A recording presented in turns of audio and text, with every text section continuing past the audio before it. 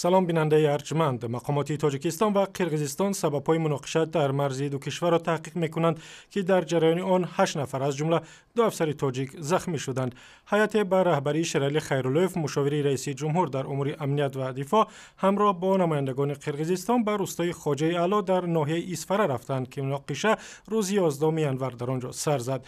بیشتر از 400 کیلومتر مرزی تاجیکستان و قرقیزستان تاکنون تعیین و علامتگذاری نشده است و تیراندازی اخیر نگرانی از احتمال تکرار مناقشه را برانگیخت.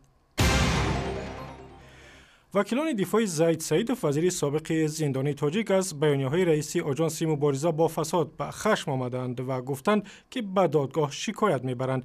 روز پیش از این عبدالفتاح غایب گفت که وکیلان زید سیدوف دلیل‌های کافی برای ثابت کردن بیگناهی او نداشتند ولی خودنمایی میکردند.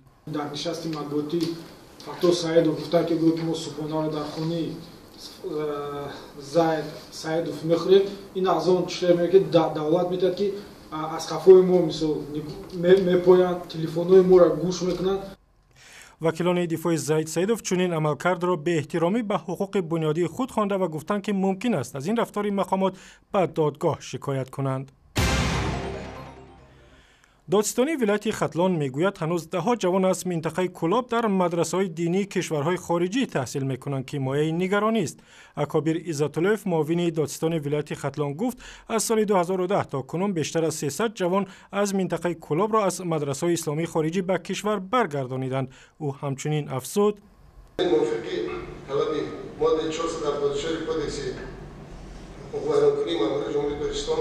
برای به‌خط و تعلیمات غیر قانونی دینی مشغول شدم.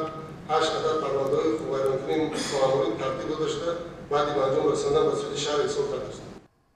حکومت تاجیکستان از بیم اوج گرفتن تندگرای اسلامی سال 2010 دستور داد همه دانشجویان که در مدرسه‌های اسلامی کشورهای عربی و ایران و افغانستان و پاکستان تحصیل می‌کنند به کشور بازگردانیده شوند. سفارت پاکستان در دوشنبه روز 5 فوریه با حضور خبرنگاران و تعدادی از دیپلمات‌های خارجی و زیایان تاجیک روز همراهی با ولایت کشمیر برگزار کرد.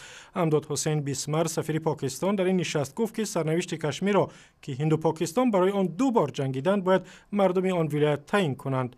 قسمی از ولایت کشمیر تحت کنترل هند قرار دارد، قسم دیگرش در کنترل پاکستان است. مقامات رسمی تاجیکستان میگویند سال گذشته در عرصه‌های گوناگون اقتصاد تقریباً نیم میلیارد دلار سرمایه‌گذاری صورت گرفته است. رهبران کمیته سرمایه‌گذاری و اموال دولتی در نشست خبری در دوشنبه گفتند صدها میلیون دلار یا با ضمانت دولت و یا از طرف سرمایه‌گذاران خارجی مستقیم به کشور وارد شده است. اخبار و گزارش و عکس و ویدیوهای بیشتر در وبسایت رادیو آزادی، در صفحه‌های ما در فیسبوک، توییتر، یوتیوب، ادنا کلاسنیکی و هم زمینه مخصوص رادیو آزادی برای تلفن‌های هوشمند.